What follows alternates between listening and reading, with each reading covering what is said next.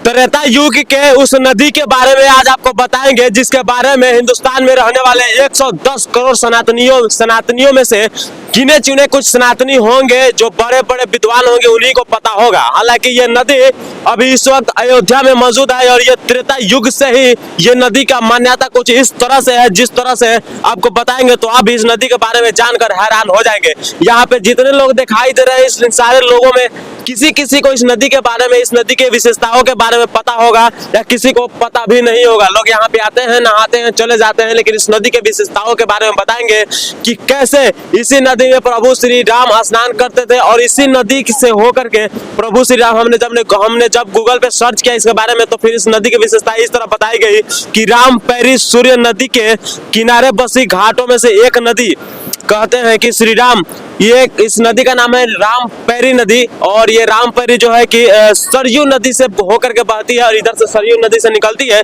और फिर जाकर के सरयू नदी में फिर वही मिल जाती है। बताया जाता है कि इसी नदी से होकर के प्रभु श्री राम सरयू नदी में जाते थे स्नान करने के लिए और फिर आते थे। एक और मान्यता इस नदी की इस प्रकार है कि इस नदी में एक सीमित समय है, उस समय में नहाइएगा तो आपके जीवन के सारे पाप धुल जाएंगे। इस नदी के विशेषताओं के बारे में हिंदुस्तान में रहने वाले 110 करोड़ सनातनियों में से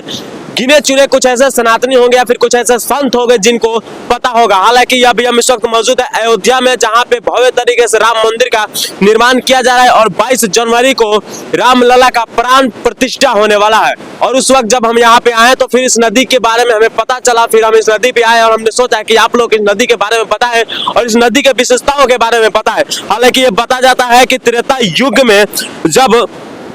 भगवान विष्णु श्री राम के रूप में जन्म लिए थे तो फिर उनका ही ये नदी में स्नान करते थे और इसी नदी से होकर के सरयू नदी में जाते थे स्नान करने के लिए। और इस नदी की विशेषताएं कुछ इस तरह से लोगों में फैली और लोग इस नदी को इतना पवित्र मानने लगे कि लोग एक सीमित समय पे इसमें नहा के कहने लगे कि हमारे सारे पाप धुल गए हैं, क्योंकि इस नदी में हमारे राम, हमारे श्री प्रभु राम, मर्यादा पुरुषोत्तम श्री राम स्नान कर चुके हैं और इस नदी में हम नहाएंगे तो हमारे सारे पाप धुल जाएंगे। हालांकि इस नदी में अभी देख पा रहे हो कि सारे लोग यहाँ पे दिख रहे हैं, यहाँ पे बड़े बड़े सेटअप भी लगाए जा रहे हैं, क्योंकि अब यहाँ पे राम मंदिर का निर्माण हो चुका है।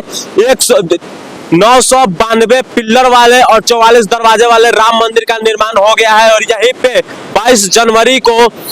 श्री राम का प्राण प्रतिष्ठा किया जाएगा और यहाँ पे श्री राम लला का एक बाल मूर्ति भी लगाई जाएगी जो मेन द्वार पे होगा। लेकिन आप जब यहाँ पे आइएगा, और ये नदी का पता भी आपको बता देते हैं कि जब आप मेन गेट से अंदर आइएगा, जहाँ पे सूर्य द्वार बनाया गया है, भगवान सूर्य का जहाँ पे बड़ी प्रतिमा लगाई गई है, उस द्वार से जब सीधा आइएगा तो वहाँ पे एक लता मंगेशकर द्वार है, उससे बाएं साइड में आइएगा, फिर इस नदी में आप आ सकते हैं। और जब भी आप अयोध्या आते हैं तो इस नदी में नहाना ना भूलिए, क्योंकि आप अगर सनातनी और सनातन धर्म को मानते हैं तो इस नदी के मान्यता के बारे में हम आपको बताएं। आपका क्या राय है कमेंट बॉक्स में दीजिए। मैं रिपोर्टर अजय बिहारी, आप उस वक्त देख रहे हैं मीडिया वाला।